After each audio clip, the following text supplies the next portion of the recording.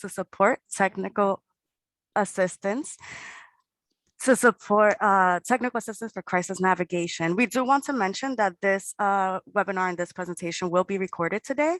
So please ensure that if you do not want to be recorded, you can put yourselves on mute, take your cameras off, and if you would like to change your name as well, please do so at this time. But this will be recorded. So thank you, everyone. Thank you for joining. My name is Josephine Crisostamo. I'm a program manager for the Strategic Partnerships team at the Mayor's Office of Community Mental Health. And I'm joined today by Dr. Christa Labouliere, an assistant professor of psychology at New York State Psychiatric Institute. Hello, Dr. Christa. Hello, good morning, everyone. Thank you all for being here with us today. So let's get started. There we are. So the Mayor's Office of Community Mental Health is an unprecedented commitment to promote mental health for all New Yorkers. At our office, we partner with 13 city agencies and over 200 nonprofits to support 30 innovative mental health programs for hundreds and thousands of New Yorkers every year. And this is regardless of insurance, regardless of documentation or immigration status. Our hope is to promote mental health for our youngest New Yorkers, which is one of the reasons we're doing this presentation today, but also to reach people with the highest need, to strengthen crisis prevention and response, and to eliminate barriers to care. Now, the need. Why are we conducting this presentation today? Why is this so important for us? So mental health crisis is as important to address as any other healthcare crisis. And this is stated by NAMI USA. And in the past year, we have seen that it has been difficult for all of us, especially for our youth. Our youth have experienced isolation in the past year, have gone from accommodating to learning remotely or learning hybrid in a hybrid setting, and now going back to the actual school buildings and gaining that social skills again and interacting with their peers. There has been an increase in the past year in anxiety and depression among our youth. Mental Health America has stated that in the past year or during COVID-19, 84% of our youth were surveyed to have moderate to severe anxiety, and 90% of our youth were surveyed to have moderate or severe depression. So COVID-19 has been a public health emergency that has led to heightened mental health concerns and even crises among our young people. Now, us as adults in these youngins' lives, it's our responsibility and our duty to be in the front lines, but also to respond to these mental health challenges, and also to be open to speak and be responsive when it comes to mental health. In this case, we're implementing a crisis navigation plan.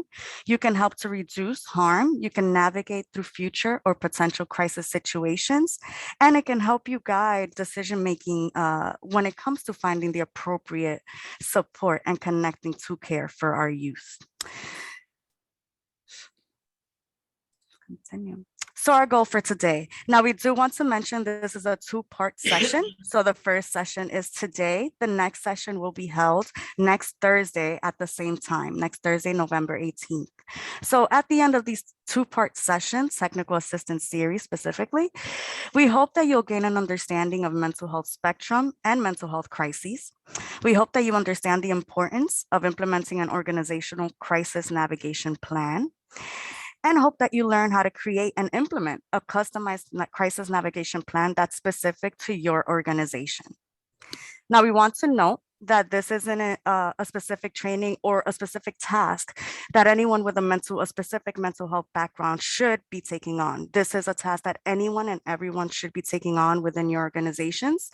When a young person is in crisis, it's everyone's responsibility to help them and navigate through that process and to refer them to the appropriate care possible.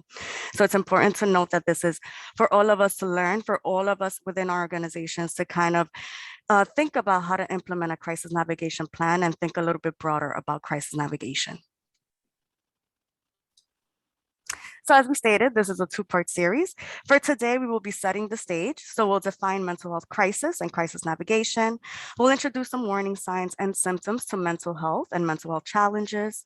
We'll also review relevant organizational policies, identify strategies to increase safety and decrease harm, and identify site-specific and community-based resources.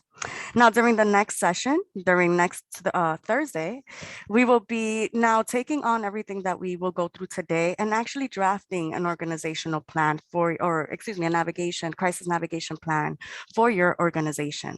So we will be kind of piecing apart what we learned today and creating or drafting our own navigation plan from there. So stay tuned for that. Now let's begin by defining mental health.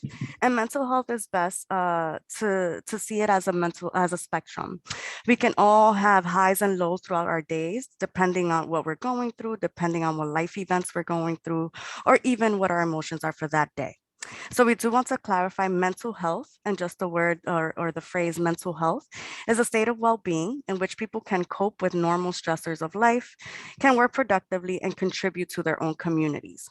So this is neither a positive or a negative, it's just a state of well-being and a state of how you can cope and how you can move on through your daily tasks.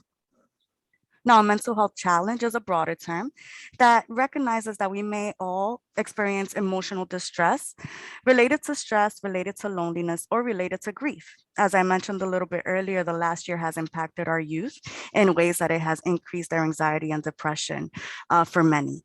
So this may be a mental health challenge that they may be going through, and they may be able to find some support that can help them navigate through that. Now, a mental illness is a diagnosable condition that can negatively affect someone's day-to-day functioning. This can include depression to the point where you're not able to go to work or go to school, not able to wake up to do your daily duties. Can also include anxiety, schizophrenia, and addictions, just to name a few. So for today, we'll define just some key terms that you'll probably hear back and forth throughout our presentation. Crisis is any situation in which a person's behaviors can put them at risk of hurting themselves or of hurting others, and they're unable to resolve the situation or to cope with the skills and resources that are already provided or that are available. Now, risk factor is a biological, psychological, community, or a cultural characteristic that can increase the effects and impact of stressful life events. So these are specific increases or specific events, specific situations that may happen to a person that may increase the chances of developing mental health challenges. Now, protective factors similar to risk factors are those events, those life circumstances that can decrease the chances of developing a mental health challenge. So a protective factor, to name just one of many, can be the adult relationships, healthy adult relationships in children's lives, and having that connection to an adult who can guide them to the right path, to the right supports that may be needed at the time. Now, warning signs are specific and individualized changes in behaviors that can help identify the development of a mental health challenge, depending on severity and how it impacts their daily life. Now we're going to move it on to Dr. Christa to explain a little bit about what crisis navigation planning really is. Sure. Thanks so much. When we are working in our organizations, we frequently will have protocols and procedures in place so that everybody on staff knows exactly what to do. We hold things like fire drills, not because we expect there to be a fire all the time, but because in the case of a crisis, we want everybody not to have to think, not to have to figure stuff out. We want them to just know what to do with a clear set of steps. And the same type of planning can be applied in your organization for mental health crises. So a crisis navigation plan is going to be a list of organizational strategies and resources. It's going to be things that your organization is going to use so that Anybody interacting with a youth who's in trouble is going to be able to assess for and maintain that youth's safety and reduce the risk of harm if a young person is experiencing a mental health emergency or crisis while you're working with them. So the nice thing is this is going to help your organization not only deal with the crisis in the moment, but also guide decision making to help prevent future crises or mitigate crises that are in progress, and also support the mental health more generally of all the youth that you interact with. Um, and as was previously mentioned, this really ensures that all staff in your organization are prepared. Sometimes when we have crises, these sort of things might fall on the one or two mental health trained folks at your organization. And sometimes there just aren't enough mental health folks to go around. Really, it's better for everyone to have a baseline level of preparedness. And this is going to set the stage so that way anybody who's interacting with a youth is going to feel prepared to do what they need to do to help that youth and keep them safe if something were to go wrong. All right. So, how do we know if something is going to go wrong? The very first thing that we need to do is really just have awareness of what's going on with the kids that we work with. And we really need to recognize signs and symptoms of distress. There are certain signs and symptoms that could help you recognize when someone is experiencing a mental health challenge. And again, you don't need any special training. Just the time that you spend with a kid, you're going to be able to see if something seems different, if something seems a little off. These are the types of signs that might get your spidey sense tingling that, maybe something isn't okay with this kid. And so sadness or withdrawal from daily activities are going to be good ones. If this is usually a kid who's bright and engaged in activities at your organization, but now you find they're kind of sitting alone or they don't seem to enjoy the things they used to do, that sort of change might be the sign of a brewing crisis. Certainly, if you're seeing a youth engage in self harming or risk taking behaviors, a lot of our youth in trouble will engage in non suicidal self injury, behaviors like cutting or banging or burning the self, on purpose. Or they might engage in risk taking behaviors where they're doing really risky things and not really caring if they're going to get hurt. That's definitely a sign that something is amiss. Um, we want to pay attention if we have kids that used to really love our activities or be really engaged in school or sports or something that they had passion for, and all of a sudden those things just don't seem to matter to them anymore. And also, if we're just seeing like their mood swing wildly, like they used to be pretty even keel or laid back, but all of a sudden there's a lot of, switching from okay to not okay rapidly. Or you find that they're really like tired or fatigued, maybe they've been having nightmares or sleeping poorly. Um, a lot of times in adolescents and young people, symptoms like depression or anxiety actually manifest as irritability, anger, lashing out at other people, having more interpersonal conflicts. So this sometimes can kind of mask that internal pain, by kind of lashing out and, not being as pleasant to other people. Sometimes the opposite is true. Maybe they're going to start avoiding other people or withdrawing into themselves. They're not as open or talkative as they normally have been. And certainly any utterances where they're expressing hopelessness for the future, feeling like things are terrible, they're helpless to change it, there's nothing they can do to change their circumstances, things are awful right now, and maybe they're going to be awful forever. That kind of hopelessness and helplessness is really a breeding ground for mental health crisis. This is only made worse if the person blames themselves for this situation. So it's one thing if the world is rough, but it's even worse if you feel like it's your own fault and you brought this upon yourself. And lastly, another thing we want to keep our eyes out for is hypervigilance. And so what we mean by this is, does this adolescent or youth seem on edge? Are they always looking, like jumping at loud sounds or being afraid if folks move too quickly? That might be a sign of exposure to violence or, fear of a threat in the environment. So, these are not comprehensive list. Certainly, there's other things that might be worrying that are specific to the youth that you're working with. But these are usually good signs that, you know, if we're seeing this all of a sudden, this is something new, a change in the youth we're working with, then we might be concerned. We might want to think about approaching the youth and see what's going on. Now, just a caveat that these warning signs might not always be present in the event of a mental health crisis, but a lot of times when we have a crisis, we can kind of look back and notice that maybe things had changed, maybe things are not right. And if we can get a plan in place to address it early, hopefully we can mitigate those things that are changing and we can keep a crisis from escalating.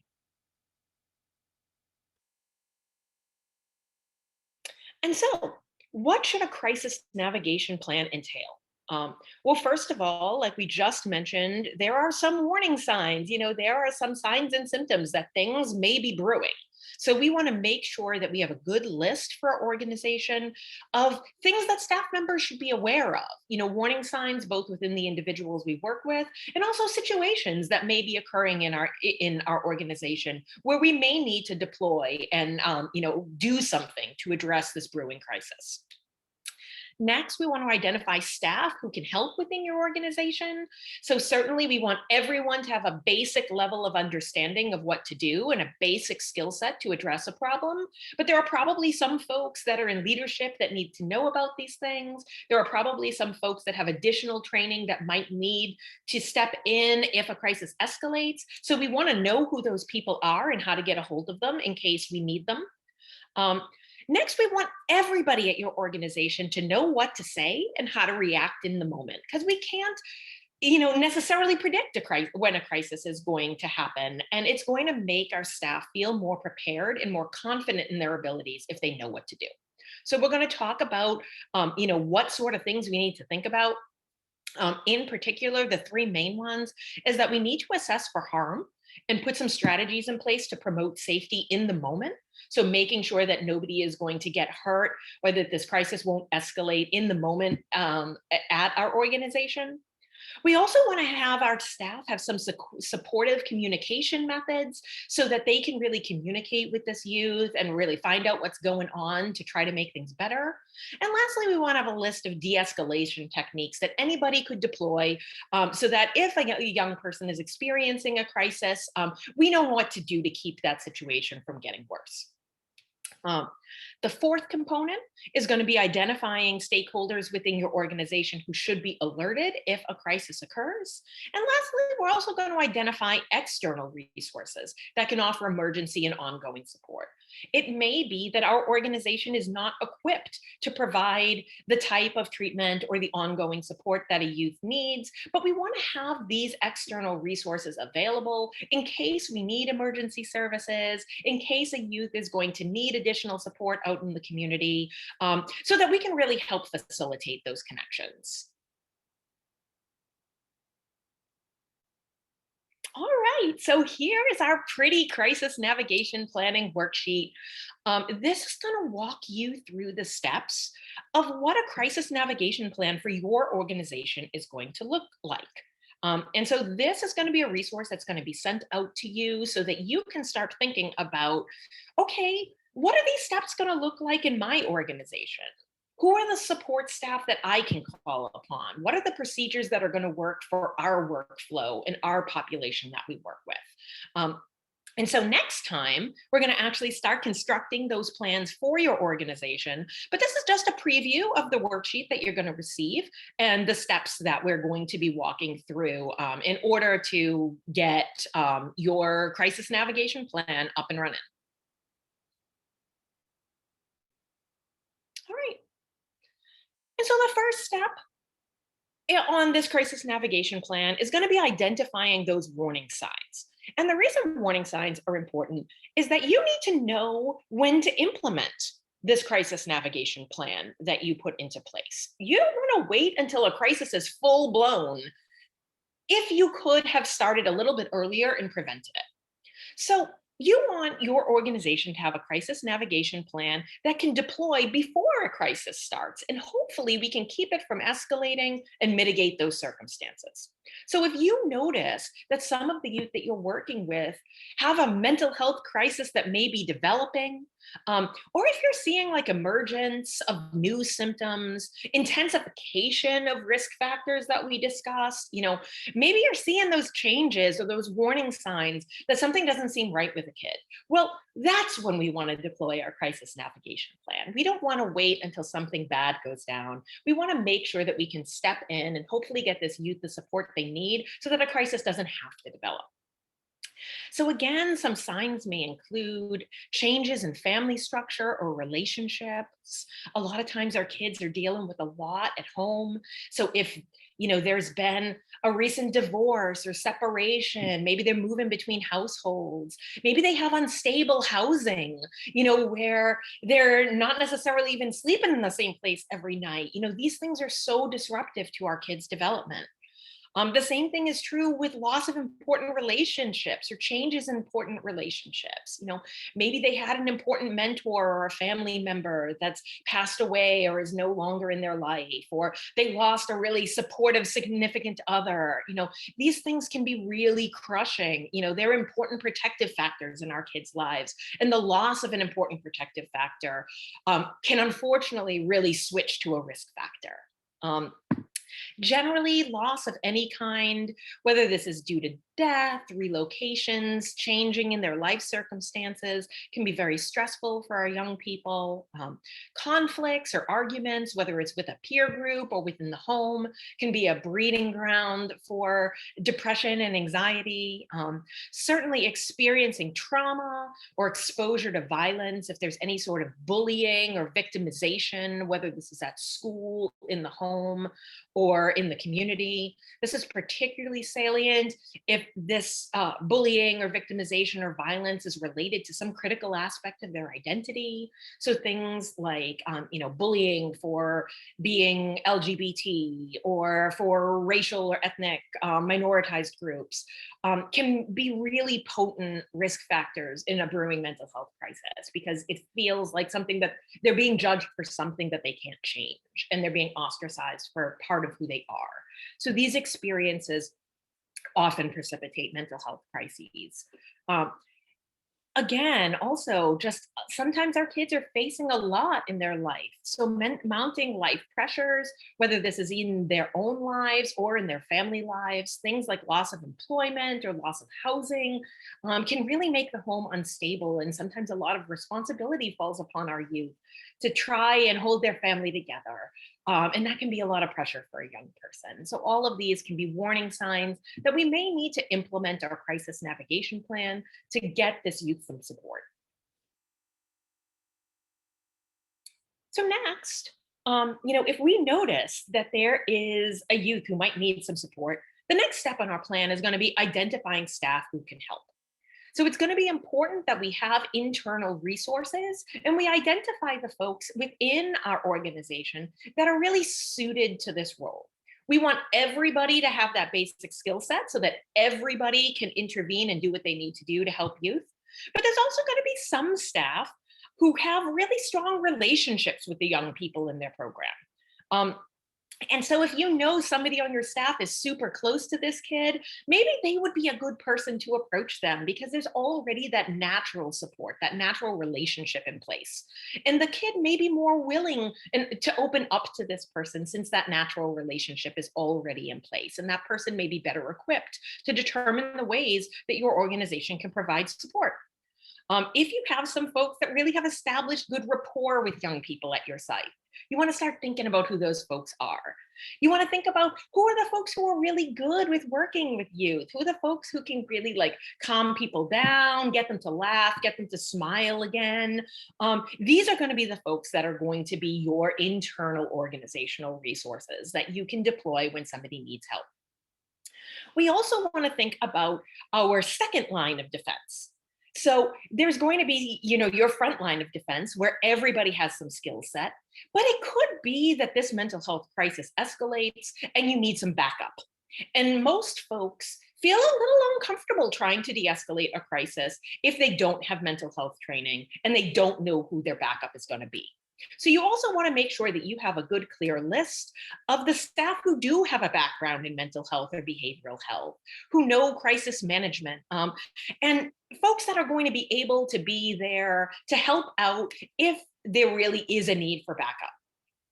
So this can be a wide number of people. This is not necessarily just your staff social worker or psychologist. There's lots of folks in your organization who may have background in training in de-escalation and crisis management. So this is the time to think about our safety officers and our agents that, already are known to be able to de-escalate situations. Certainly social workers and counselors have this background, but also, like nurses, anybody who's worked in the medical field or worked in public service may have this skill set. And so we want to think very carefully about who our backup should be so that everybody feels supported to do the work that they need to do to intervene.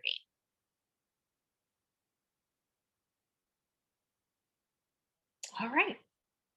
And so then, probably the most critical part is for all of the staff in your organization to feel confident that they know how to react, they know what to say, they know what to do. Most of the time, it is not that staff don't see changes in youth, it's that they're not quite sure what to do next. They see something and they're uncomfortable and they're like, what if I make this worse? What if I say the wrong thing? There's a lot of anxiety. And so sometimes we just avoid the situation where if we had stepped in and knew what to do, maybe we really could have helped support that youth earlier. So we want to give that support to our staff to know what to do. We want them to know how to conduct a safety assessment. We want them to be able to employ supportive communication methods and de-escalation practices. And we really want everybody to know how to navigate to resources so that they can help facilitate and liaison for this youth if they need additional services outside of our organization. And so what's our first step? Well, first and foremost, safety always has to come first. So if we are worried about a youth, we need to assess for their safety in the moment and immediately employ strategies to reduce their risk of harm. So one of the ways that we can do this is building into our crisis management plan in advance, long before a youth is in crisis, what sort of things in our physical environment we should be aware of. So we want to review spaces in our organizations where we hold our programs to make sure that they're going to be safe in, if a crisis were to present. And then we want to think about how we can structure these spaces to reduce harm and make sure that they can be accessed easily in the case of an emergency. So first of all, we want to think about spaces that should not be utilized. So there may be some spaces in your organization that just are not safe for youth if they are experiencing a mental health crisis. So we want to think about rooms that might have heavy, large objects that are unsecured that somebody could throw and possibly hurt themselves or somebody else.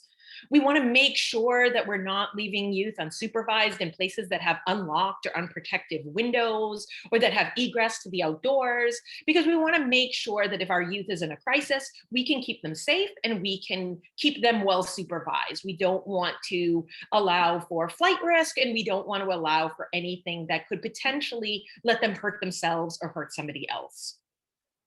We also want to think about things in the environment that might be dangerous.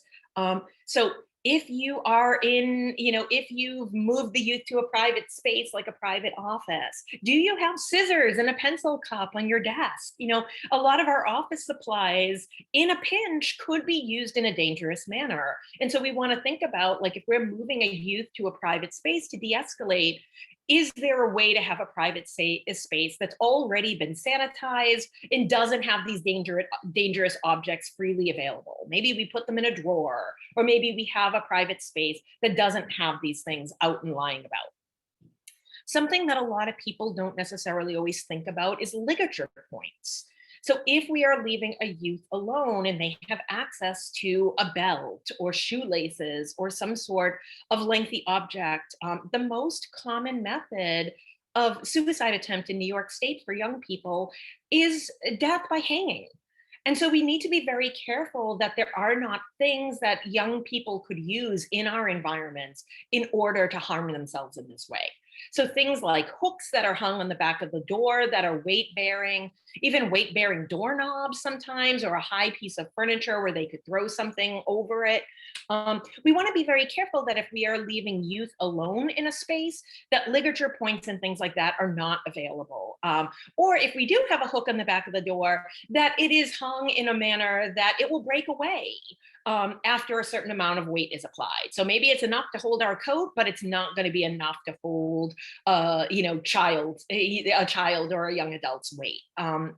And so things like that are small things that exist in all of our environments that we need to be aware of to keep youth safe in these situations of escalating mental health crises. So, in addition to thinking about the spaces that shouldn't be utilized, we do need to think about the spaces that should be utilized. Spaces that are private and that are not going to pose a risk. Now, I know in the city, space is always an issue.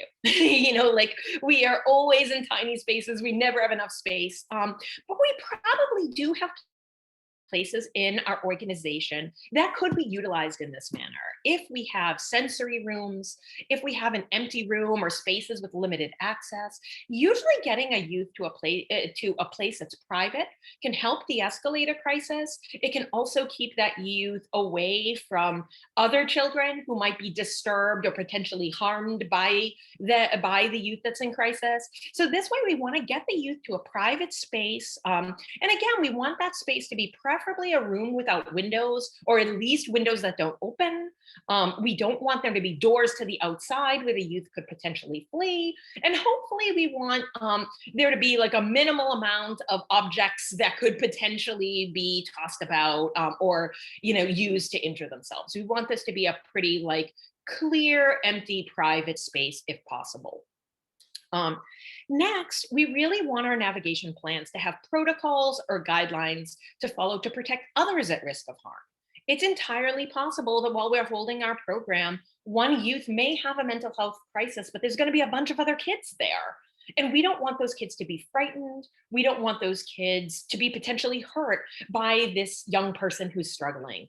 And so we need to make sure we have protocols for if there are other young people in the room during a crisis, what do we do? Do we remove the young person who's having a crisis to a private space? Do we remove the other youth to a different space in the organization?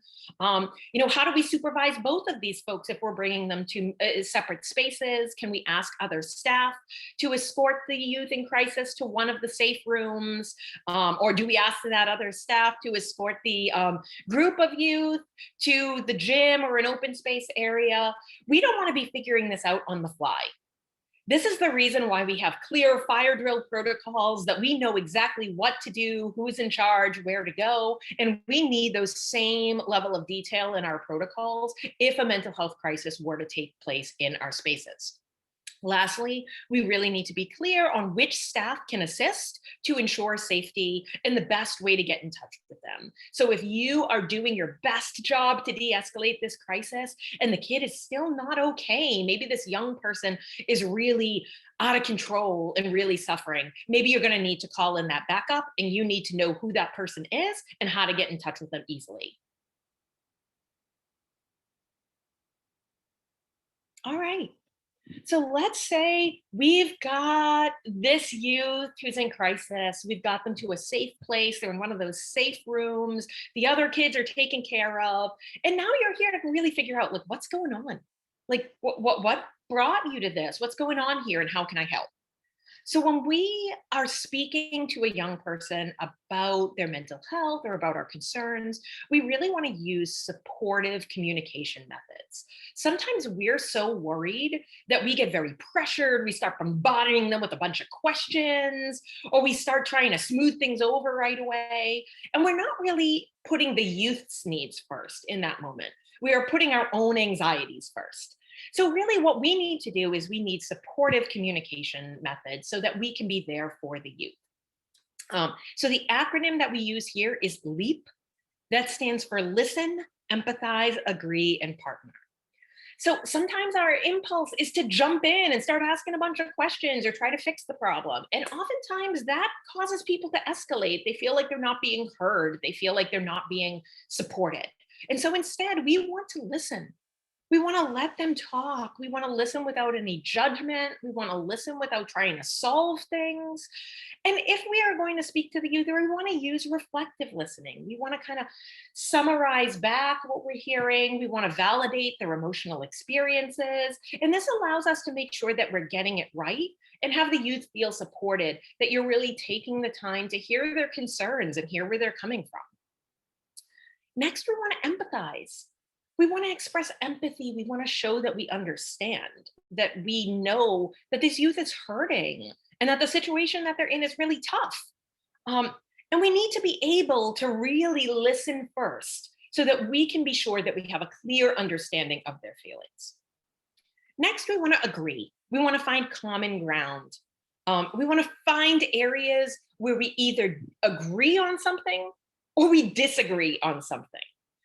So this is a good chance to kind of like validate what you're hearing from the kid. Like if you're hearing that stuff at home is rough, be like, that sounds like it's really hard. Like everybody would be struggling in that situation. Find an area where you can agree, where you can join with them and be like, yeah, that sounds really rough. Or find an area where you disagree. Like, of course, nobody would want to be in that situation. It's no wonder you're really, struggling with this. And then you want to move to a place of partnership. You want to form that partnership to achieve a shared goal. So, of course, nobody would want to be in that situation. What can I do to help you? Can we come up with a plan to make this a little bit better for you? So, we want to identify what this kid's goal is and hopefully offer some support so that you guys can partner together to help them achieve that goal.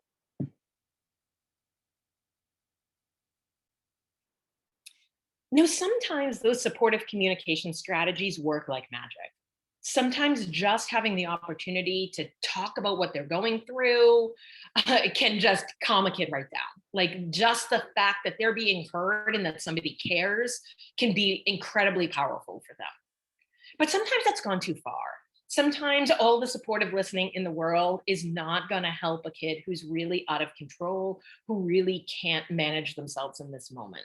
If a crisis gets that far, we really need to be prepared to use de-escalation tactics so that the kid is safe, so that everybody around them is safe.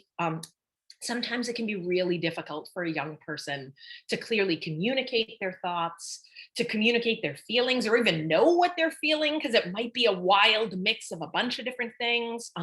Sometimes those emotions are so overwhelming in a moment of crisis that they really can't regulate themselves. And so we need to support them in this process of regulation and help them to de-escalate. So what we want to do is, again, we want to connect using those supportive those supportive communication strategies, but we ourselves want to stay calm. If they're freaking out and we're freaking out, that's a bad scene. So we want to make sure that we are taking it a level below them, that we're staying calm and cool and collected. And then we want to de-escalate the situation with the following techniques. So we don't want to overreact. We want to make sure that even if we're freaking out inside, that we're chill on the outside, that like we feel like we've got things under control, and knowing what to do is going to help us do that. We again want to express our support and concern. Like we don't want to escalate this situation. We want to say, like, I'm concerned about you. What I'm doing is out of my concern for you and your safety. Like, I want to help in any way that I can. Next, we want to ask, how can we help? Not necessarily solving the world, but what can we do to help you right now so that you feel better? What can we do to improve this moment so that you are not so distressed? And then we want to offer options instead of taking control. A lot of times our gut instinct is to jump in with like, you should do this or you got to do that. And that makes a person who's out of control feel like they're even more out of control. And sometimes that can escalate a crisis. So sometimes providing a short list of options can be a good way for them to feel like they have some control and some agency in this situation. So maybe we're like, okay, why don't we try to relax? There's a couple of different things we could do. Maybe we could talk about this, or maybe we could go through some breathing exercises. Maybe we could, go to the gym and just take a walk. Like, what do you think would help you most? And giving them some options allows them to really think about how they can improve the moment and have some agency in this decision. Once an option is identified, we want to announce the actions and always announce our next steps before initiating them. So, some of our kids have a history of trauma. Some of our kids have been through tough stuff. And if we move too quickly when they're dysregulated, it can be frightening. It can be triggering, and they may react in an erratic or aggressive manner if they're really distressed or triggered in that moment.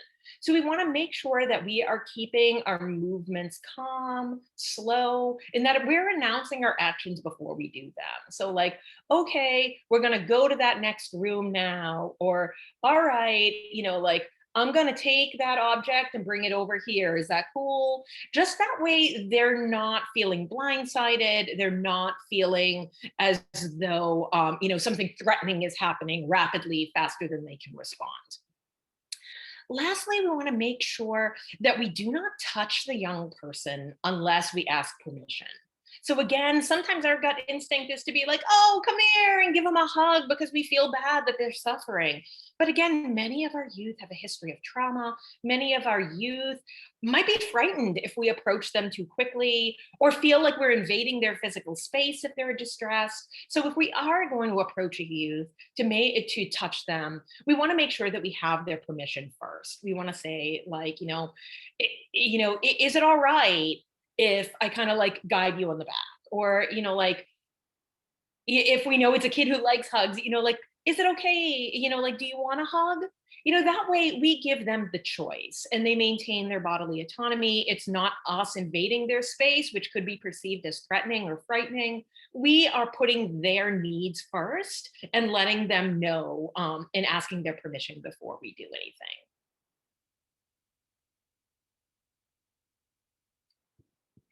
So next, if a crisis has been managed, we need to identify the internal stakeholders who really need to know about this. If one of our kids has had a crisis, there's folks within our organization that need to know so that everybody can be aware that this kid may need some extra support. So during a crisis, it's going to be important to inform these stakeholders of the incident.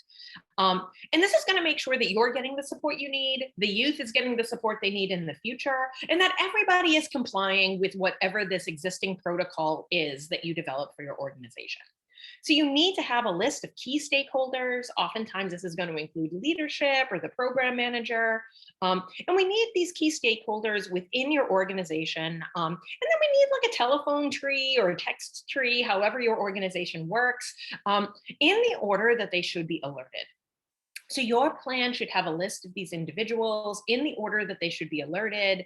It should include all of their preferred contact information. So does this person want to be notified by text, phone, email? And also include next steps if the stakeholder is not available. None of us are perfectly available. There's always a time that somebody's in an elevator or in the bathroom. And so if we cannot get the primary person on this list, we need to know who is next on the list to contact and how we reach out to that person. Then our final step is to identify local resources that can offer either emergency support or ongoing support. So, our organizations usually have a mission, and our mission may not always be able to cover all possible situations that occur. It is possible that in case of an emergency, we may need to deploy, call in additional external resources to help in that emergency. In the same way that if we were to have a fire, we call the fire department. We don't put it out ourselves unless it's really tiny. If we're having a small crisis, we might be able to put it out ourselves. But if we are having a large crisis, if we are having an emergency, we may need external emergency services to support us through that process. So we need to have a clear list of local emergency mental health services that can be utilized if the crisis cannot be de-escalated by our staff.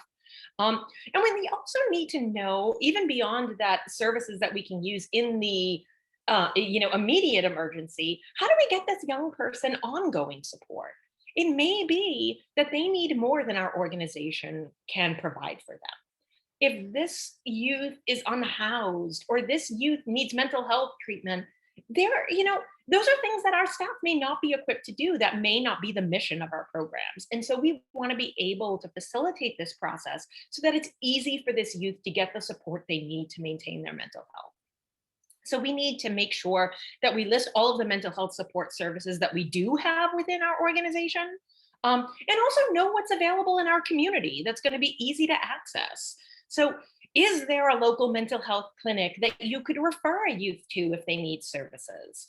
Where's your local crisis treatment center? Do you know if there is a comprehensive psychiatric emergency department near you? Is there a local emergency department that does a good job with receiving psychiatric cases, even if they are a medical department? Knowing these resources is going to help us be prepared to know what to do in an emergency.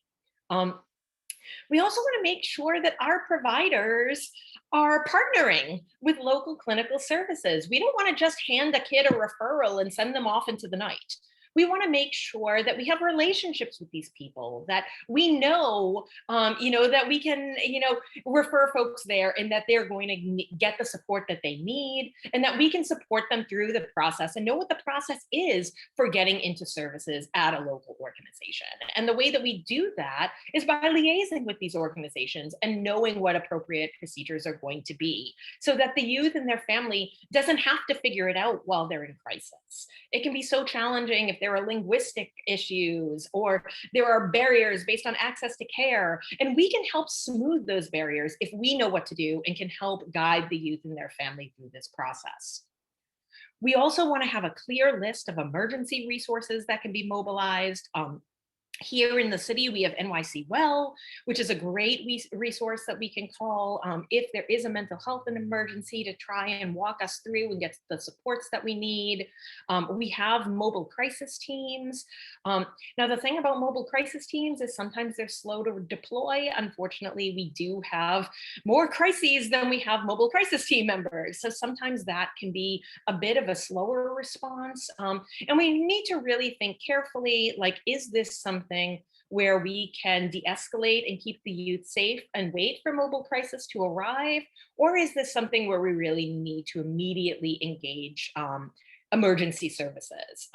We really want to reserve calling emergency services, calling 911, for situations where the young person poses an immediate danger to themselves or others, and you're really unable to stabilize them even for the moment. The best case scenario is that we want to stabilize them in the moment. The next case, if you feel like they need additional services, but you can keep them safe for now, then we really want to be utilizing mental health services like mobile crisis. And we really want to rely on 911 as the last resort. Because we do not want, sometimes the experience of contacting emergency services can be traumatic for people. And so if we do need to call emergency services, if we do need to call 911, we want to make sure that we're requesting an officer who's trained in crisis intervention. We don't want folks to be responding as if this is a police or a legal manner. We really want somebody who's going to be empathic and trained to engage in crisis intervention with the youth we're working with. Now, in the city here, we have NYC Well that does a really great job for crisis intervention.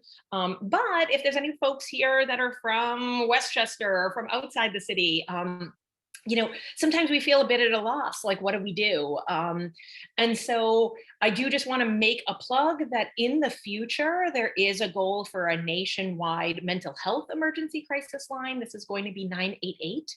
And so hopefully in the future, we're not going to have to be calling 911, and connecting to police services. Hopefully we'll be able to connect to a cadre of well-trained mental health professionals for our mental health emergencies, and reserve emergency services for the type of emergencies where folks are, really trained to respond. So, keep tuned in regards to that. But for now, we need to know about the resources that we do have here in our communities, and hopefully that will be a resource we can add in the future. All right. So I'm going to give you a scenario now.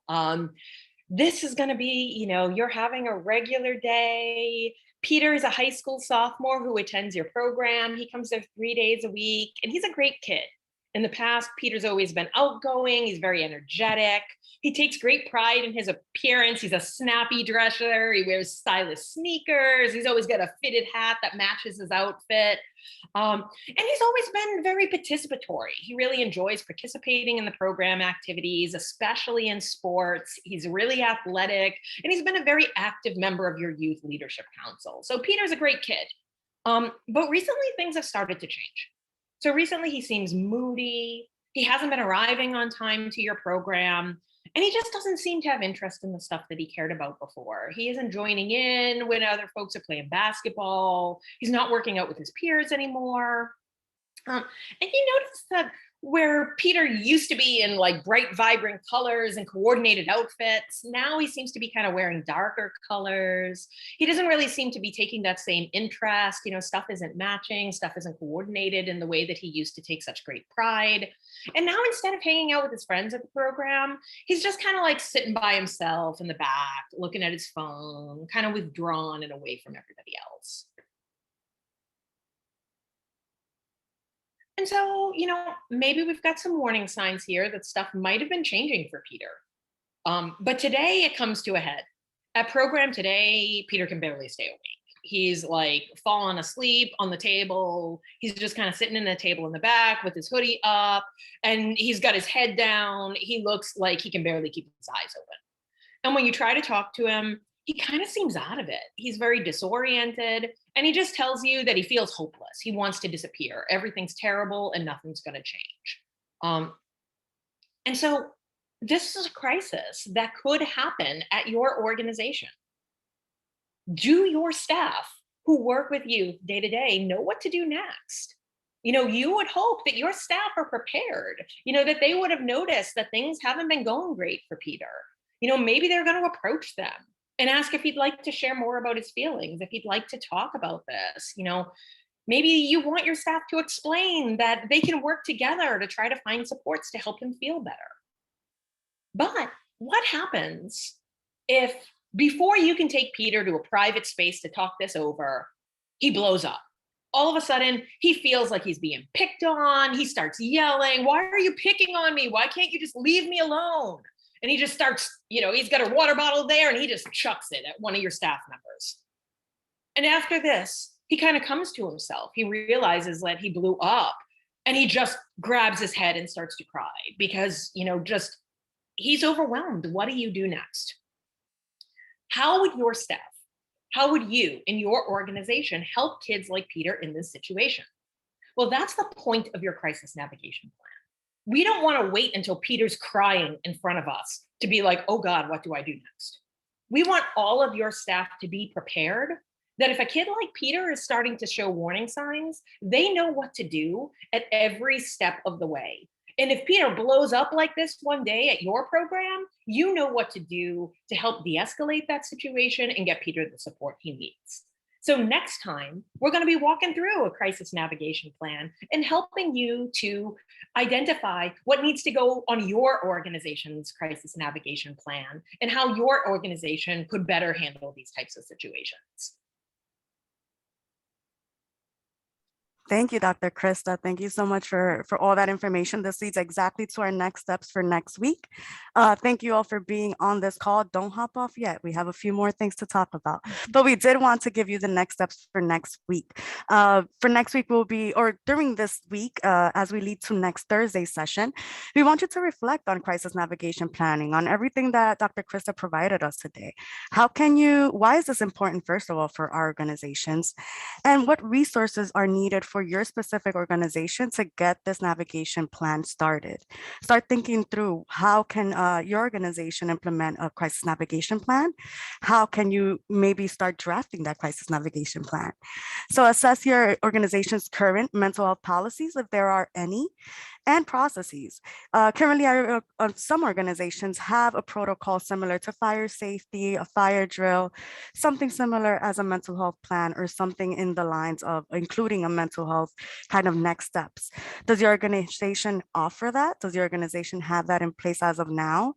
And how can we enhance the current plan or the current policies at your organization to include a crisis navigation plan, or how can we implement a crisis navigation plan in your organization? So think that through moving forward towards next week.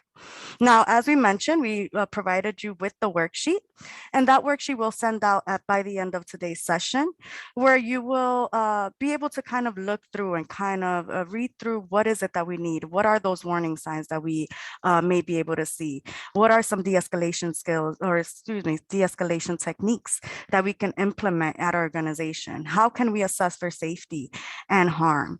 So thinking through all of that, and during next session, we'll be actually working together. We'll be working as teams to create this navigation plan, or create a beginning of a navigation plan. So prepare for that and prepare to join us then. Now, as we mentioned, this is a two-part series. So if you have not done so, please register for session 2. Session 2, again, will be next Thursday, November 18th at the same time, 10 o'clock. And this is when we'll be implementing the crisis navigation plan and creating your own organizational crisis navigation plan. So you can scan the QR code that's here on the screen if you haven't registered yet, and it'll direct you directly to the Eventbrite page where you can register. So please make sure to do so.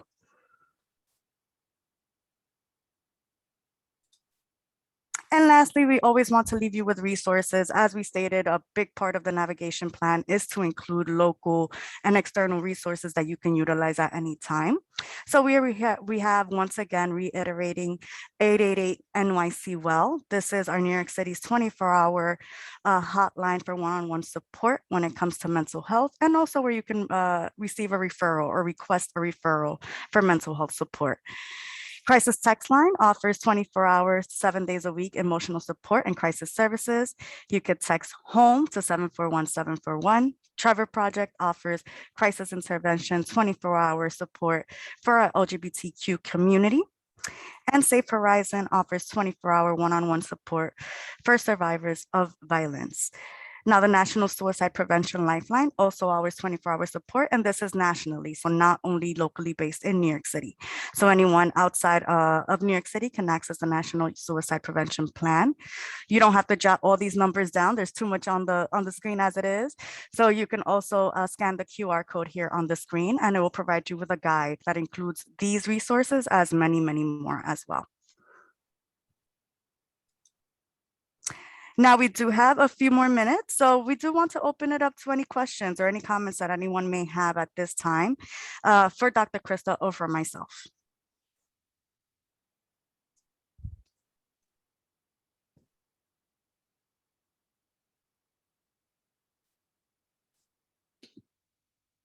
Okay, doesn't seem like any questions are coming our way. So thank you everyone for joining us today. As we said, this is only part 1, so please join us next week. Make sure to register. We will send out reminder emails, and we'll also send out the worksheet so that you can review and have that handy for next week. Thank you everyone, and have a great day. Oh, I did see a question come in, so I'll quickly answer that. Is there any point where the parent should be contacted? Dr. Christa, would you like to answer this one? Yeah. I think this is actually a really important part of your organization's plan. And some of this is knowing the laws of your region and your profession. So part of this is going to be like, as myself, I'm a psychologist, so I'm a mandated reporter.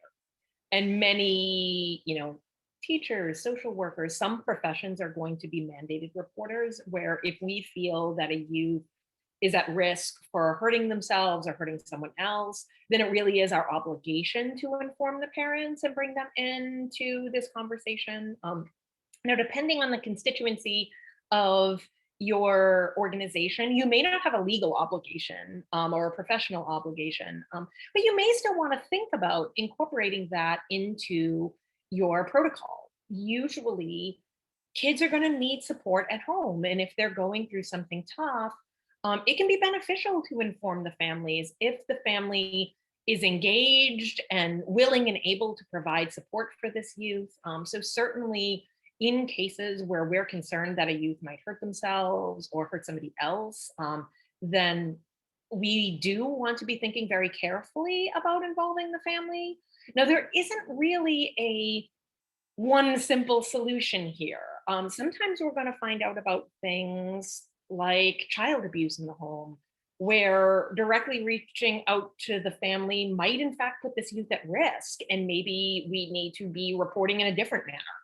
Um, and so I think it's important to be flexible in our approach and have very clear guidelines on what gets reported to whom when. So this is something that leadership should be thinking about when they're crafting their plan. There's a number of different types of crises. And if somebody's just having a bad day, you know, and maybe we don't need to call their parents, but if somebody has a ongoing deterioration where we're really concerned that something is going on, where engaging the family is going to be helpful in getting them the support that they need. If kids need mental health treatment, they can't just show up on their own. If kids need medical attention, like their parents need to be involved. And so we need to think about what's going to best serve the youth's needs. And oftentimes, probably the majority of the time in a significant crisis, this is going to involve, involving the family. And, knowing how to do that in a way that doesn't feel like, sometimes youth feel like, oh, you're tattling on me to my mom or my grandma or something. And so we need to know how to do that in a way that's sensitive and kind of lets the youth maintain some agency while also getting them the support that they need. Thank you, Dr. Christa. Thank you for providing us, especially the information on mandated reporting and what we should or should not disclose. That's really important to know. So thank you. Any other questions?